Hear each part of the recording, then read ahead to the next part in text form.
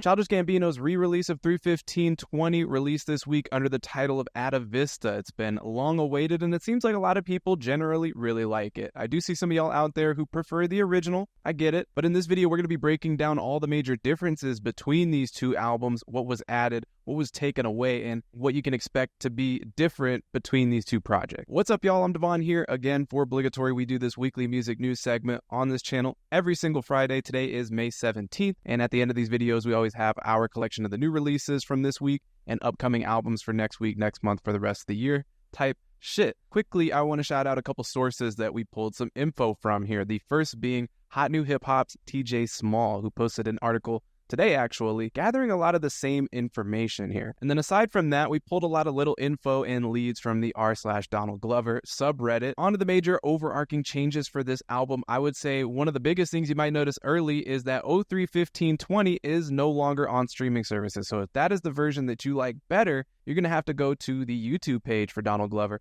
to listen to it. And we'll get into exactly which songs were moved out and put in, but the OG track list was 12 songs, 58 minutes. It was a bit longer than this new one that has been slimmed down to 11 tracks, 50 minutes. The album cover, as you can see, got a very slight update. Mixing on the album was almost completely redone. This was something that fans were kind of expecting. Donald was teasing that the original version of this album was an unfinished version of the album. And I think this is one of the major details that makes the album honestly a lot better for me, at least as a project overall. The transitions between songs were handled a little bit differently as well. 315 has more of a continuous or a seamless track list concept going. Atavista is a little bit more content to let songs end and start with pretty traditional fade outs and ends. Now, for the things that were removed from the album, because there were a few key moments that have been taken out, I'd say none more notably than Feels Like Summer. It has been taken off of the track list here, but you can still listen to it on all streaming services where it was originally released with Summertime Magic as a B-side. Warlords was another track that got removed from this album. It is an intensely synth-driven track that is very different from the rest of the album, and judging from the reactions online, it doesn't seem like fans are all too broken up that this isn't on the album anymore. But then we have Why Go to the Party, which originally was a full-length track on this album. It was a 3-minute track that has now been shortened to a 42-second interlude. Definitely not a bad song, but I do question how well it fits with the rest of the album. So that's kind of the theme I see driving a lot of the major decisions as to remove things from this album. It seems like some of the biggest detours and maybe even meandering tracks that, again, still are good,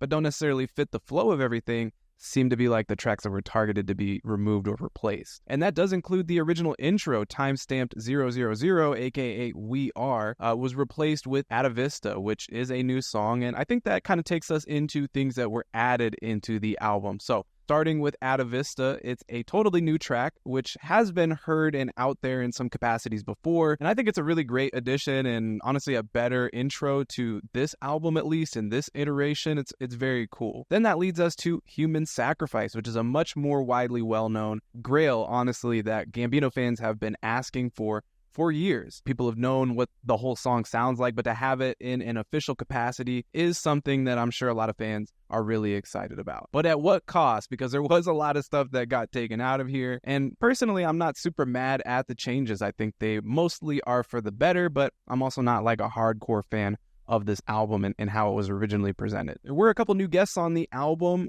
People added to original songs that were on 31520. So for instance, Summer Walker has some new vocals on the back end of Sweet Thing, which seems like fans generally really like this a lot. And then we got Young Nudie added to the song Littlefoot Bigfoot on the tail end of it where there's a beat switch. That is kind of a controversial decision for the album. Not something that everybody has loved. So that brings the total tally of guest features on this album to Ariana Grande, 21 Savage, Inc., Kaja Bonet, Summer Walker, and Young Nudie. So what's next for Childish Gambino and Donald Glover moving forward? Well, he did tweet recently that visuals are coming for every single song on Atavista. There's also going to be a vinyl dropping. Childish Gambino is going on tour, and the all-new Childish Gambino album is coming this summer. Again, directly from Childish Gambino himself. If you've been keeping your ear to the ground for new Donald Glover album news, then you probably already know he's been teasing out this concept of Bando Stone and the New World as a film and original soundtrack. And it could be the final Childish Gambino album. So those are the major differences between 0315 and Atavista. So far, like I said, I'm enjoying Atavista, but let me know down in the comment section what you think about these two albums if you miss anything from the original. Still got a few other small stories to talk about here. Madlib and Freddie Gibbs held another 10-year anniversary Pinata concert this week. Clairo joined them on stage to play the tambourine, and here's a video of her even practicing with them before the concert. And during that set, Madlib teased out the next album, Montana, which we've kind of always known is supposed to be the third album in the Pinata Bandana series. It's a little update here, but still confirmation that that will be the next album and that they're currently working on it and planning to release it. Roc Marciano dropped some pretty good music this year. If you haven't listened to Marciology, you definitely should, but he threw his fans a little bit of a bone in an interview that dropped this week when he said that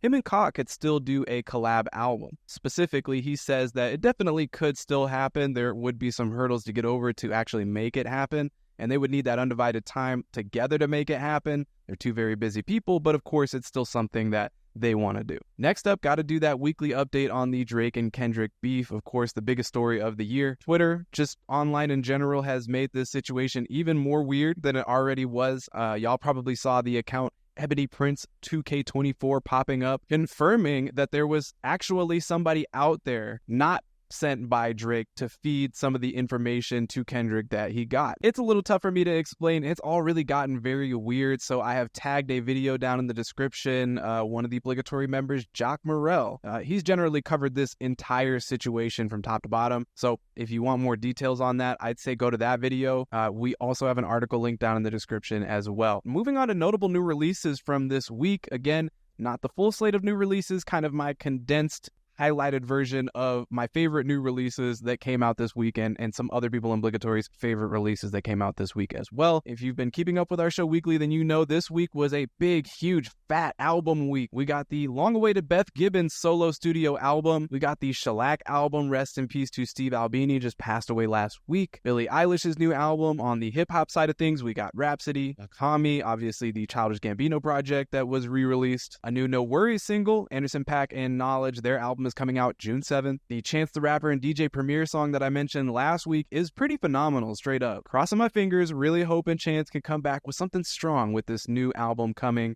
We don't have a date on that just yet. But we did get the announcement for Lupe Fiasco's new album, Samurai, which has been kind of a rumor of late. Like, multiple online storefronts have been popping up with this album and pre-orders for the vinyl. But no official announcement was made until this single was released this week, and now we know that this album is coming out on June 28th. But also announced just today, Your Old Droog is coming out with a new album on June 21st. Also, new stuff from Kehlani, Shy Girl, Omar Apollo, Crack Cloud, a lot of good stuff announced this week. Albums releasing next week, May 24th.